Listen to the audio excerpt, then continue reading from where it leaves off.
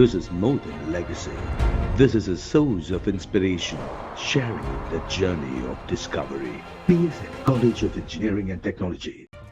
NEET தேர்வில் கருணை மதிப்பெண் வழங்கப்பட்ட மாணவர்களுக்கு மறு தேர்வு நடத்த உச்சநீதிமன்றம் அனுமதி அளித்திருக்கிறது. கூடுதல் விவரங்களை செய்தியாளர் பார்வையில் வழங்குகிறார் நமது செய்தியாளர் ராஜீவ். கருணை மதிப்பெண் பெற்றவர்களுக்கு அவங்களுக்கு மட்டும் மறுதேர்வு நடத்த அனுமதி அளிக்கப்பட்டிருக்கக்கூடிய சூழல்ல அதற்கான விதிமுறைகள் என்ன, மற்ற பாதிப்புகள் இருக்கும், மற்ற வகைகள்ல பாதிக்கப்பட்ட மாணவர்களுடைய நிலை என்ன, அவங்களுக்கான நிவாரணம் என்ன?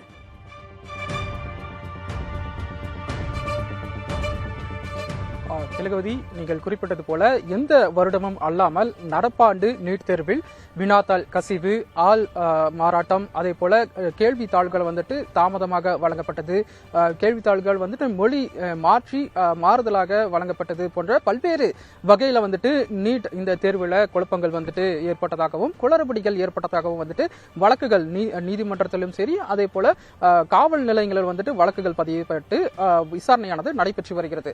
இந்த வகையில நீட் இந்த தேர்வில் கருணை மதிப்பெண்கள், அதாவது வினாத்தாள்கள் தாமதமாக வழங்கப்பட்டதன் காரணமாக நேரம் அவர்களுக்கு வீணடித்ததாக கூறப்படும் 1563 மாணவர்களுக்கு கருணை மதிப்பெண்கள் வழங்கப்பட்டிருப்பதாக தேசிய தேர்வு முகமை இது தொடர்பாக தொடரப்பட்ட உச்சநீதிமன்ற அந்த வழக்கு விசாரணையின் போது அவர்கள் கூறியிருந்தார்கள்.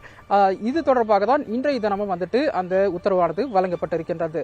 இந்த வழக்கு விசாரணையை பொறுத்தவரை மாணவர்கள் எந்த விதத்திலும் பாதித்துவிடக்கூடாது, மாணவர்களுடைய நலன் கருதி இந்த ஒரு முடிவு எடுக்கப்பட்டிருக்கிறதாக தேசிய தேர்வு முகமை கூறியிருக்கின்றார்கள். அதாவது பாதிக்கப்பட்ட 1563 மாணவர்களுக்கு மறுதேர்வு நடைபெறும்.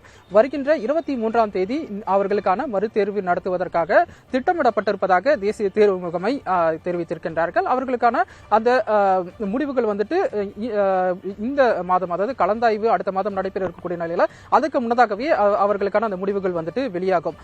இது ஒரு புறம் இருக்க, இந்த பாதிக்கப்பட்ட மாணவர்களுக்கு கூடுதலாக கருணை மதிப்பெண் வழங்கப்பட்ட மாணவர்களுக்கு மட்டுமே இந்த ஒரு அறிவிப்பானது இருக்கிறது. இதை தவிர மொத்தம் இந்த தேர்வு எழுதியிருக்கக்கூடிய அந்த மாணவர்கள் இந்த ஒரு முடிவால் பாதிக்கப்படுவார்கள் என்பதுதான் தற்போது புதிதாக எழுந்திருக்கக்கூடிய ஒரு சிக்கலாக இருக்கின்றது. அவர்கள் எந்த அளவு பாதிப்பார்கள், எவ்வாறு பாதிப்பார்கள் என்று பார்த்தோம் என்றால், இந்த ஒரு தேர்வு கருணை மதிப்பெண் கொடுக்கப்பட்ட அந்த மாணவர்களும் மறு தேர்வில் அனைத்து மாணவர்கள், அதாவது அந்த 563 மாணவர்கள் அனைவருமே கலந்து கொள்ள வேண்டும் என்பது இல்லை. அவர்கள் விருப்பப்படி கலந்து கொள்ளலாம். இந்த தேர்வில் கலந்து கொள்ளவில்லை என்றால் அவர்களுடைய ஒரிஜினல் அந்த மார்க் மட்டுமே, அதாவது அந்த கருணை மதிப்பெண் வழங்கப்படாமல் அவர்கள் அந்த நீட் தேர்வில் எழுதி பெறப்படும் அந்த மதிப்பெண்ணை வைத்து மட்டுமே கலந்தாய்வில் கலந்து கொள்வதற்காக முடியும் என்பது தேசிய தேர்வு முகமையுடைய அந்த ப்ரொசீஜராக இருக்கிறது. இவ்வாறாக ஏற்கனவே ஒரிஜினலாக அந்த தேர்வுகள் எழுதி இருக்கக்கூடிய அந்த மாணவர்கள் ஒரு குறிப்பாக ஒரு உதாரணமாக ஒரு 710 மதிப்பெண் ஒரு மாணவர் எடுத்திருக்கின்றார் என்று வைத்துக் கொள்வோம். அதே போல இந்த கருணை மதிப்பெண் பெற்று மறுதேர்வு எழுதும் அந்த மாணவர் இவரை விட கூடுதலாக 715க்கு மேலாக பெற்றிருந்தால் இவர்களுக்கு 2 வாய்ப்புகள் வழங்கப்பட்டு இதன் மூலம் அந்த 715க்கும் மேற்பட்ட அந்த மதிப்பெண் அந்த மாணவர்களுக்கு கிடைத்திருக்கின்றது.